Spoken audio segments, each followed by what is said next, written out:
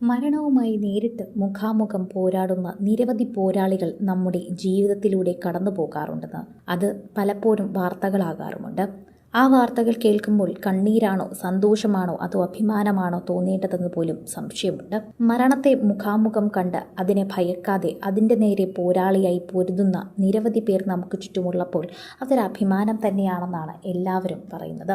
2 നാൾ മരണവുമായി പോരാട്ടം നടത്തി അബിൻ മത്തായി എന്ന യുവാവിൻ്റെ വാർത്ത തന്നെയാണ് സോഷ്യൽ മീഡിയയിൽ നിറയുന്നത്.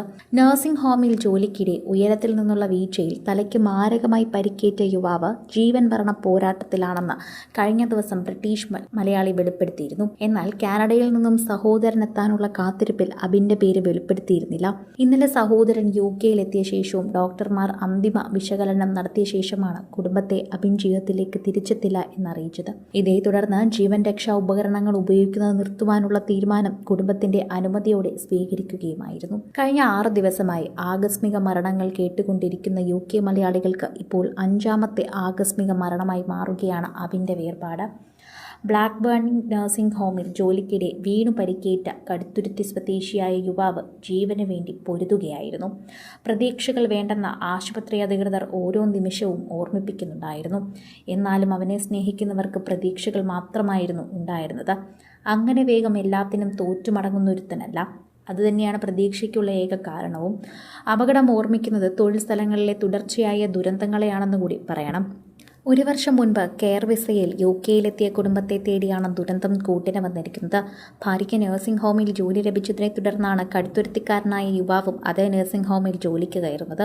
സാധാരണ ഇത്തരം സ്ഥാപനങ്ങളിലെ അറ്റകുറ്റപ്പണികൾ ചെയ്യുന്ന ഹാൻഡിമാൻ എന്നറിയപ്പെടുന്ന മെയിൻ്റനൻസ് ആൻഡ് റിപ്പയറിംഗ് ജോലിയാണ് യുവാവ് ചെയ്തിരുന്നത്. കഴിഞ്ഞ ദിവസം നഴ്സിംഗ് ഹോമിലെ ലോഫ്റ്റിൽ അറ്റകുറ്റപ്പണികൾക്കിടയിൽ കയറിയ യുവാവ് ഉയരത്തിൽ നിന്നും തെന്നി വീഴുകയായിരുന്നു. ഉടൻ വിദഗ്ധ ചികിത്സ ലഭിക്കുന്ന പ്രെസ്റ്റൺ ഹോസ്പിറ്റലിൽ തന്നെ 7 ആംബുലൻസിൽ എത്തിച്ചെങ്കിലും ഡോക്ടർമാർക്ക് കാര്യമായ ഒന്നും ചെയ്യാനാകാത്ത വിധം പരിക്കുകളുണ്ടായിരുന്നു. പരിക്കുകൾ അതീവ ഗുരുതരമായിരുന്നു. അദ്ദേഹത്തിൻ്റെ കുടുംബത്തിനെ അറിയിക്കാനുള്ള ക്ഷമയോ അല്ലെങ്കിൽ ആ ഒരു മനസ്സോ പോലും ആർക്കും ഉണ്ടായിരുന്നില്ല. അത്രയേറെ ദുഃഖമായിരുന്നു ആ വാർത്തകൾ കേൾക്കുമ്പോൾ.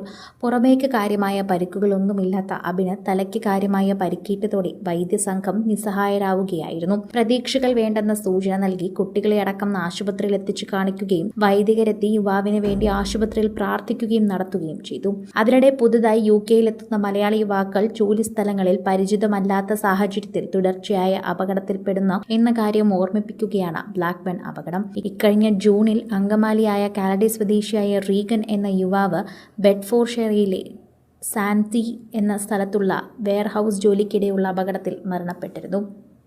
സിനിമ, ഫാഷൻ, ലൈഫ് സ്റ്റൈൽ വാർത്തകൾക്കായി മലയാളി ലൈഫ് സബ്സ്ക്രൈബ് ചെയ്യൂ. ലേറ്റസ്റ്റ് അപ്ഡേറ്റ്സിനായി ബെൽ ബട്ടണും അമർത്തൂ.